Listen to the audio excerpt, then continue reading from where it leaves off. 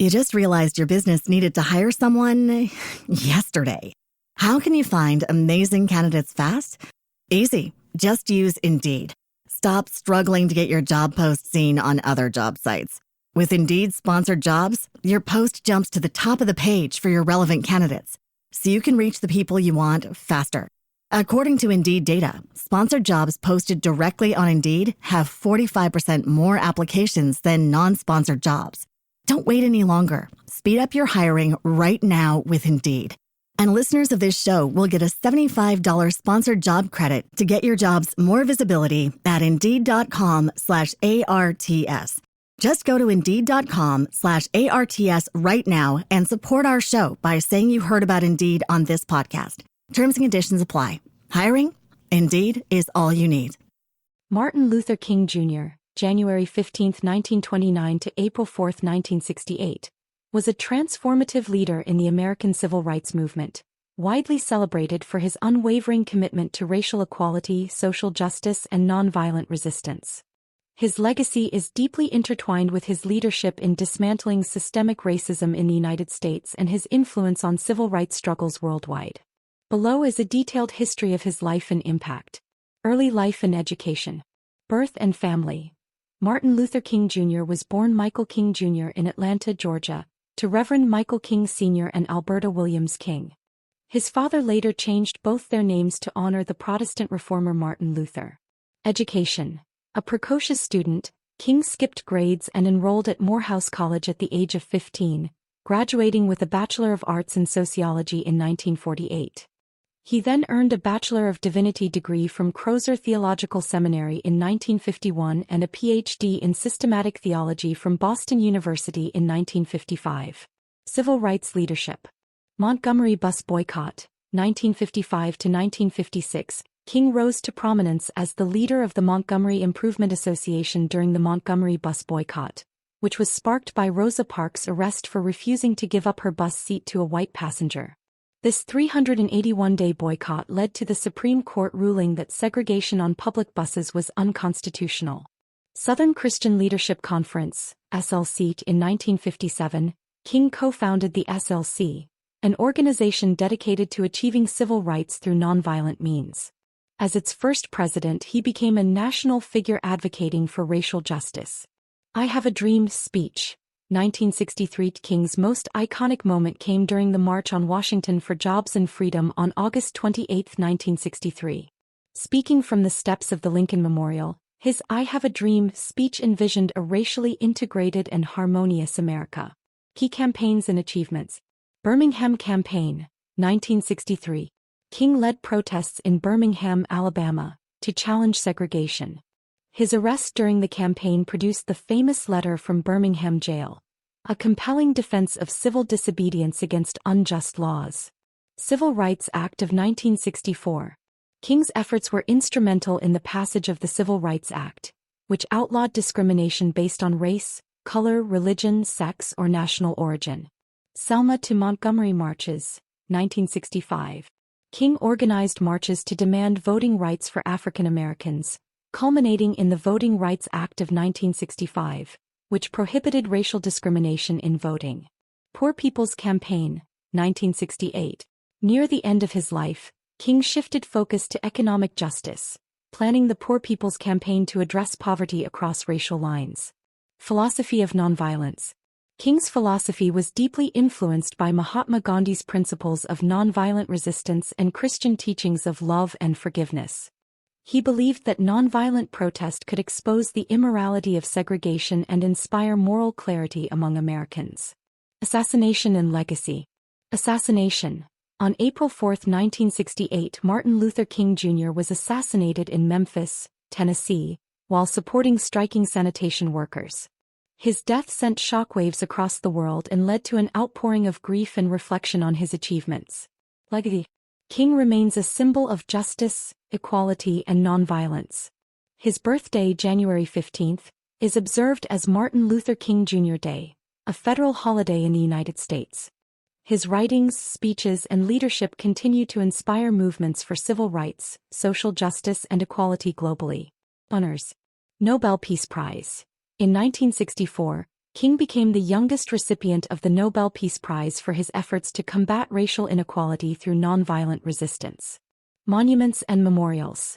The Martin Luther King Jr. Memorial in Washington, D.C. and countless streets, schools, and buildings bear his name as a testament to his enduring influence. Martin Luther King Jr.'s life remains a powerful reminder of the struggle for equality and the profound impact of one individual's vision for a just world.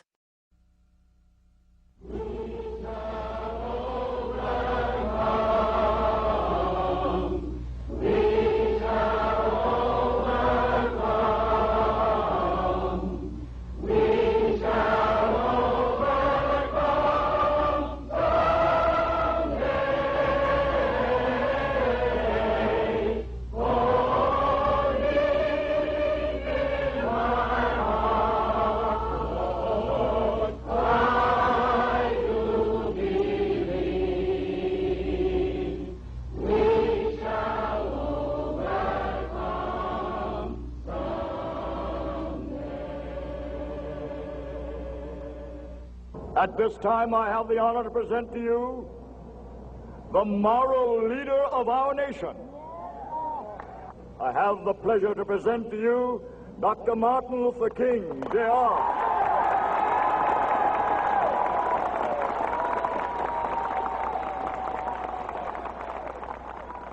I am happy to join with you today in what will go down in history as the greatest demonstration for freedom in the history of our nation.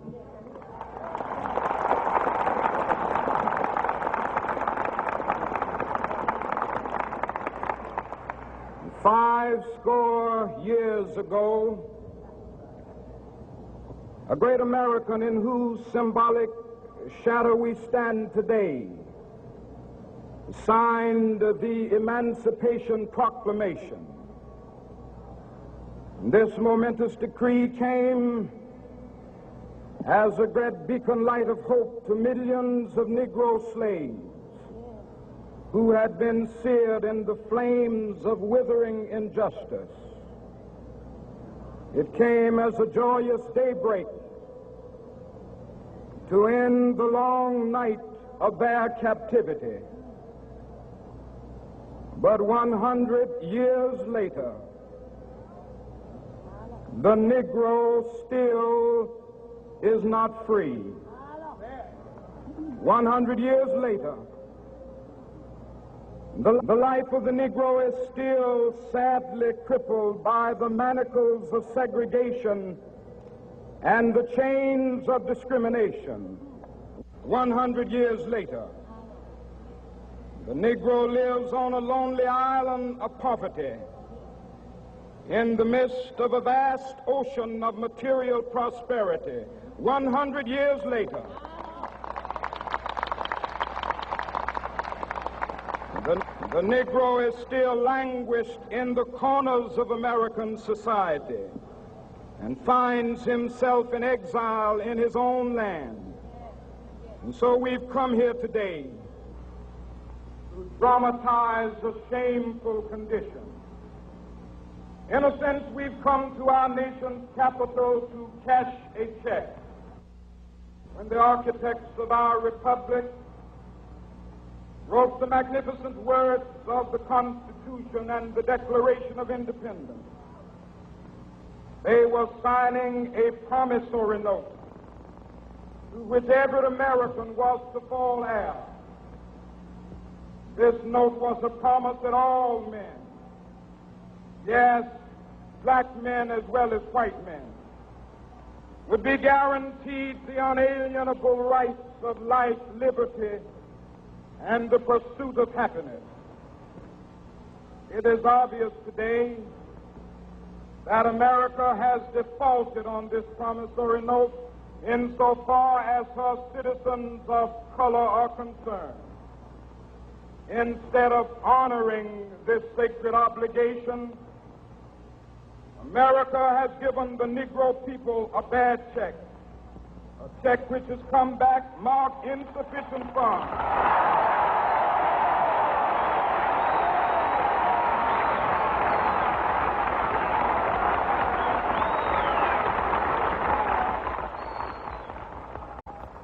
But we refuse to believe that the Bank of Justice is bankrupt. We'll be back after a quick break. Hey there. Welcome to Good Advice Giver. First, You just realized your business needed to hire someone yesterday. How can you find amazing candidates fast? Easy. Just use Indeed. Stop struggling to get your job post seen on other job sites. With Indeed sponsored jobs, your post jumps to the top of the page for your relevant candidates, so you can reach the people you want faster. According to Indeed data, sponsored jobs posted directly on Indeed have 45% more applications than non-sponsored jobs. Don't wait any longer. Speed up your hiring right now with Indeed. And listeners of this show will get a $75 sponsored job credit to get your jobs more visibility at Indeed.com/ARTS. Just go to Indeed.com/ARTS right now and support our show by saying you heard about Indeed on this podcast. Terms and conditions apply. Hiring? Indeed is all you need. we want to start by saying a massive thank you for tuning in today. Whether you're a long-time listener or you're joining us for the first time, we're truly grateful to have you here. We know you've got a lot of options when it comes to podcasts, so the fact that you're spending your time with us means the world. So thank you. That's right. We're excited to have you with us because here on Good Advice Giver, we cover just about everything. Whether you're interested in sports, relationships, sex, money, finances, business, digital marketing, music, education, movies, comedy, or something else entirely, we've got it all. No topic is off limits here, and we dive deep into real, meaningful conversations that matter.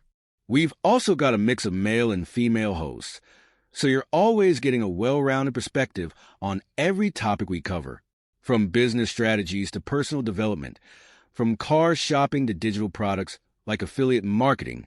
We bring a little bit of everything to the table. Our goal is to offer advice, insights, and some laughs along the way to make sure you feel welcome and engaged, no matter what brought you here. And it doesn't stop there. We're not just about giving great advice, we're about action. On this podcast, we even sell products and services we believe in, from affiliate marketing opportunities to cars and more.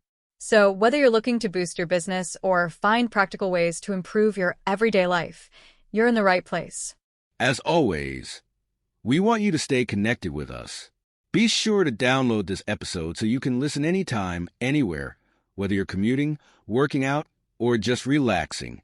And while you're at it, follow us on social media. We're on Instagram, Facebook, Twitter, you name it. That's the best way to stay in the loop for upcoming episodes, behind-the-scenes content, and even giveaways. And don't forget to subscribe to our YouTube channel. We're posting extra content there, including video podcasts and deep dive discussions you won't want to miss. Be sure to like, comment, and subscribe, and let us know what topics you want to hear more about. Lastly, check out the link below in the description for exclusive offers, resources, and more ways to connect with us. We're here for you, and we can't wait to bring you more valuable content. Thanks again for tuning in to Good Advice Giver. Let's get started.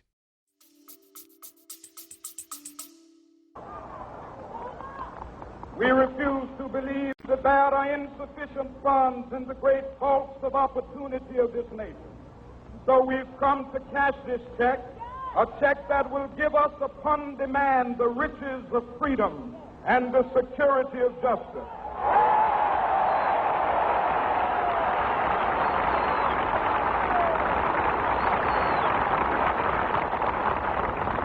We have also come to this hallowed spot to remind America of the fierce urgency of now. This is no time to engage in the luxury of cooling off or to take the tranquilizing drug of gradualism.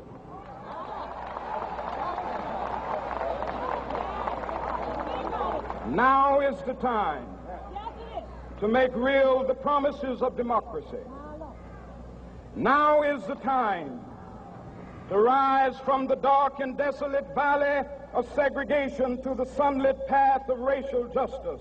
Now is the time to lift our nation from the quicksands of racial injustice to the solid rock of brotherhood. Now is the time to make justice a reality for all of God's children. It would be fatal for the nation to overlook the urgency of the moment. This sweltering summit of the Negro's legitimate discontent will not pass until there is an invigorating autumn of freedom and equality. 1963 is not an end, but a beginning. Those who hope that the Negro needed to blow off steam and will now be content will have a rude awakening if the nation returns to business as usual.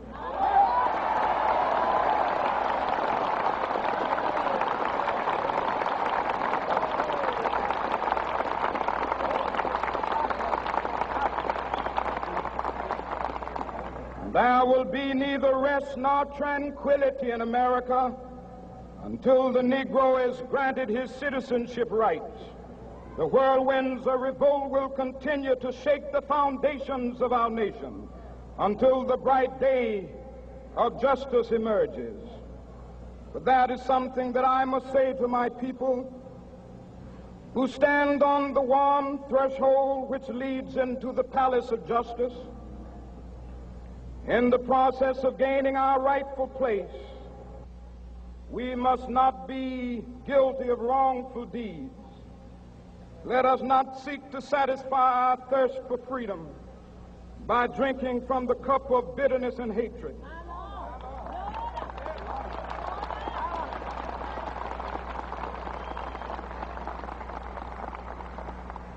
We must forever conduct our struggle on the high plane of dignity and discipline. We must not allow our creative protest to degenerate into physical violence. Again and again, we must rise to the majestic heights of meeting physical force with soul force. The marvelous new militancy which has engulfed the Negro community must not lead us to a distrust of all white people. For many of our white brothers, as evidenced by their presence here today, have come to realize that their destiny is tied up with our destiny.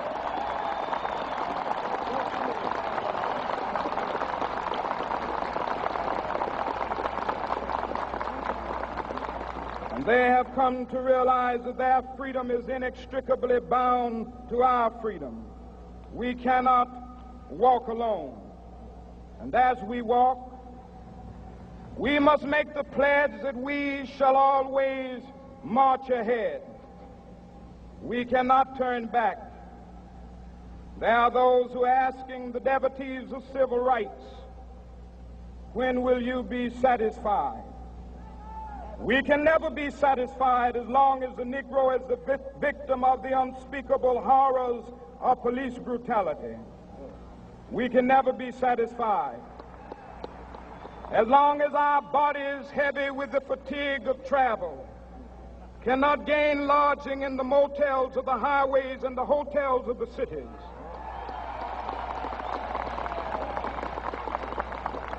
We cannot be satisfied as long as the Negro's basic mobility is from a smaller ghetto to a larger one. We can never be satisfied as long as our children are stripped of their selfhood and robbed of their dignity by signs stating for whites only.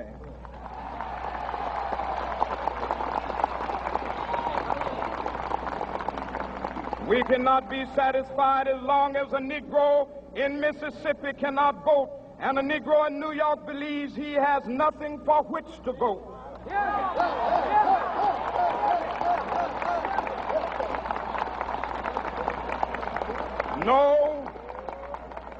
No, we are not satisfied, and we will not be satisfied until justice rolls down like waters and righteousness like a mighty stream.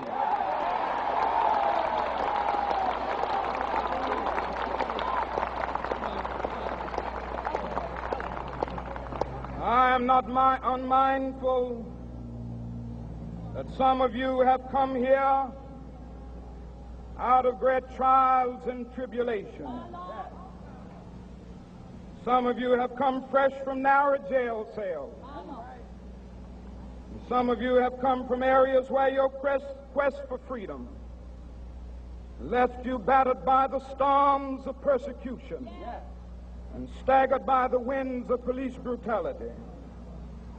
You have been the veterans of creative suffering.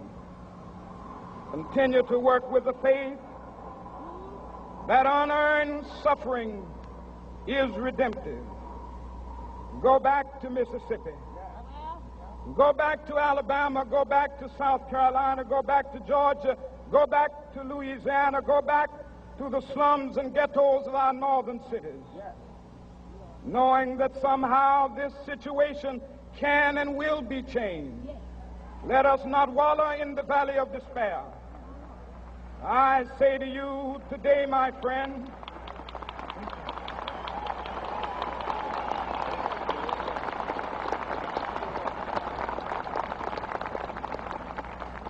so even though we face the difficulties of today and tomorrow, I still have a dream.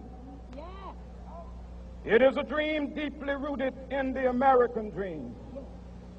I have a dream that one day this nation will rise up and live out the true meaning of its creed. We hold these truths to be self-evident, that all men are created equal.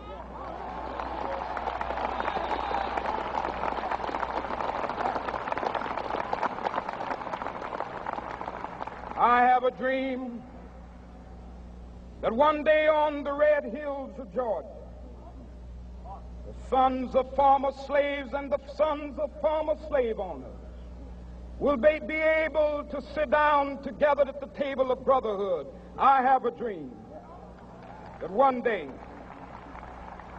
even the state of Mississippi, a state sweltering with the heat of injustice, sweltering with the heat of oppression, will be transformed into an oasis of freedom and justice. I have a dream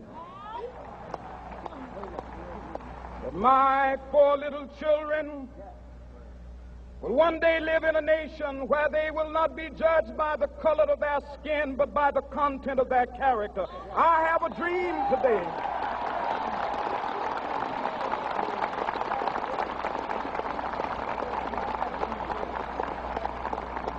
I have a dream that one day down in Alabama, with its vicious racists, with its governor having his lips dripping with the words of interposition and nullification, one day right there in Alabama, little black boys and black girls will be able to join hands with little white boys and white girls as sisters and brothers. I have a dream today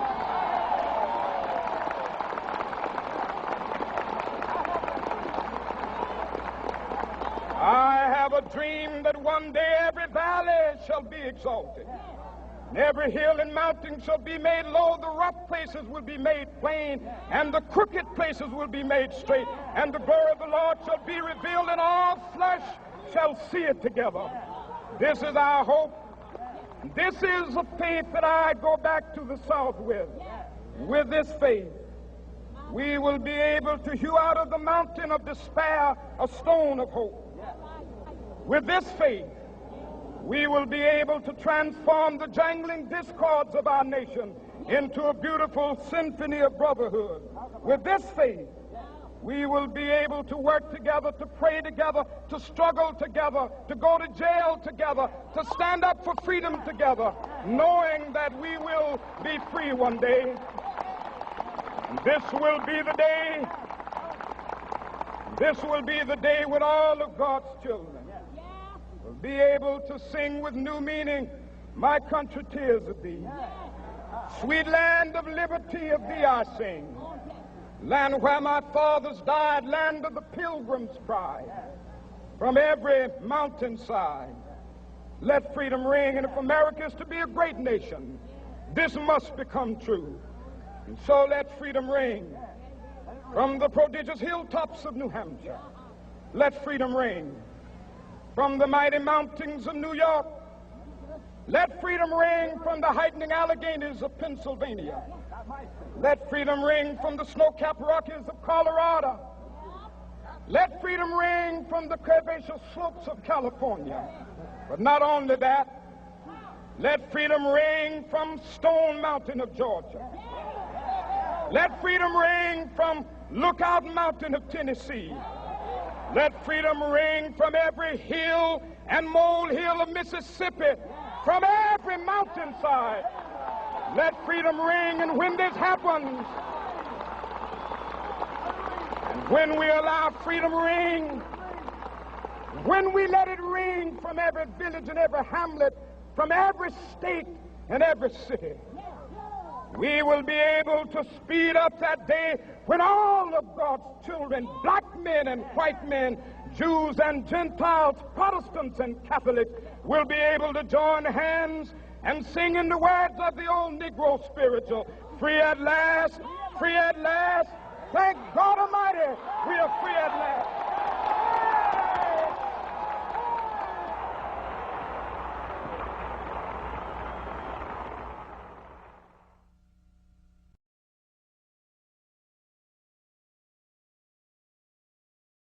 All we say to America is be true to what you said on paper.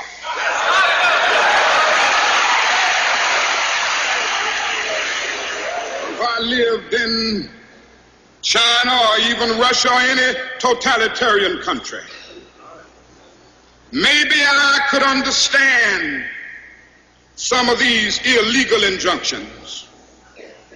Maybe I could understand the denial of certain basic First Amendment privileges because they haven't committed themselves to that over there. But somewhere I read of the freedom of assembly. Somewhere I read of the freedom of speech. Somewhere I read of the freedom of press. Somewhere I read that the greatness of America is the right to protest far right.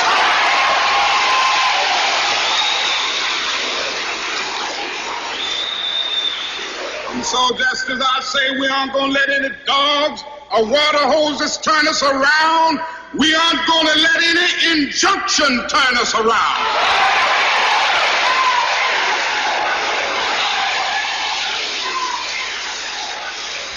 Well, I don't know what will happen now. We've got some difficult days ahead. But it really doesn't matter with me now because I've been to the mountaintop.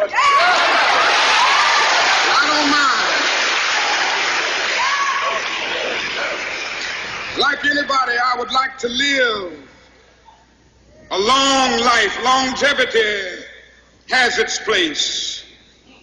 But I'm not concerned about that now. I just want to do God's will. And He's allowed me to go up to the mountain.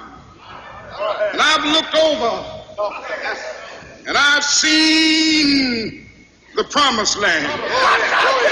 I may not get there with you, but I want you to know tonight that we as a people will get to the promised land.